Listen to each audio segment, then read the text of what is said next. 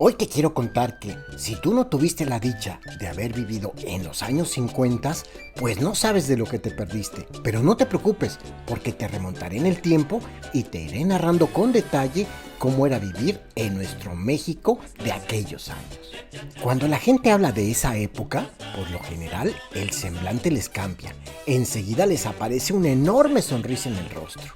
En esos tiempos se decía que la República Mexicana era como el cuerno de la abundancia. Y era cierto, nuestra economía crecía constantemente y a un ritmo sostenible.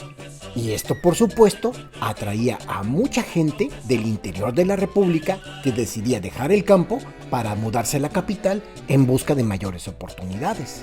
El poder adquisitivo de la gente era tal que se volvieron consumistas comprando muchos de los productos gringos que invadían el mercado.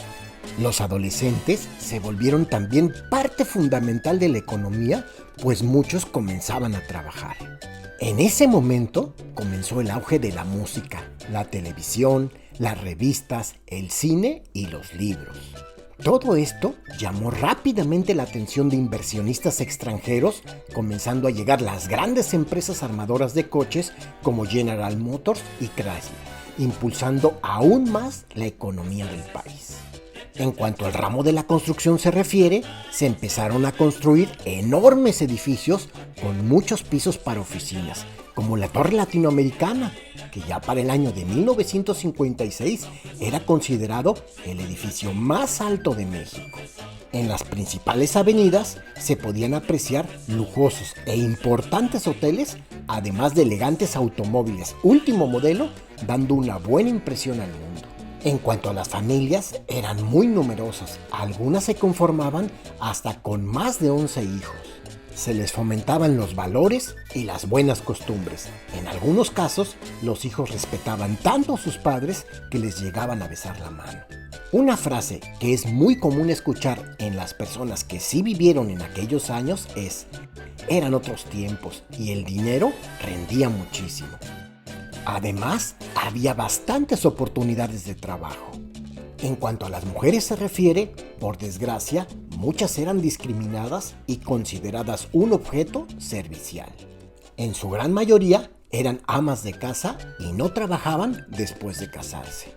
La moda para ellas era muy moderna. Ahora usaban vestidos con crinolina a la mitad de la pierna y los brasieres eran de pico.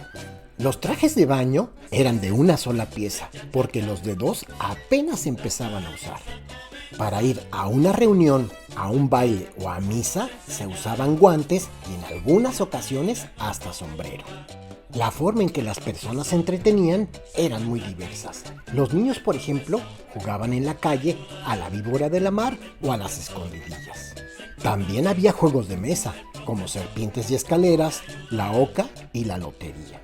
La música pasó del auge de los tríos de los años 40 al estallido de la música ranchera de José Alfredo Jiménez, Jorge Negrete, Javier Solís y Pedro Infante.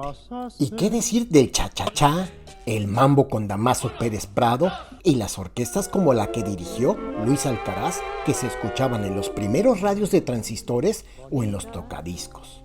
Como la televisión era una novedad, muchos disfrutaban ver a sus artistas del momento en películas como Pedro Infante o María Félix en el Canal 4.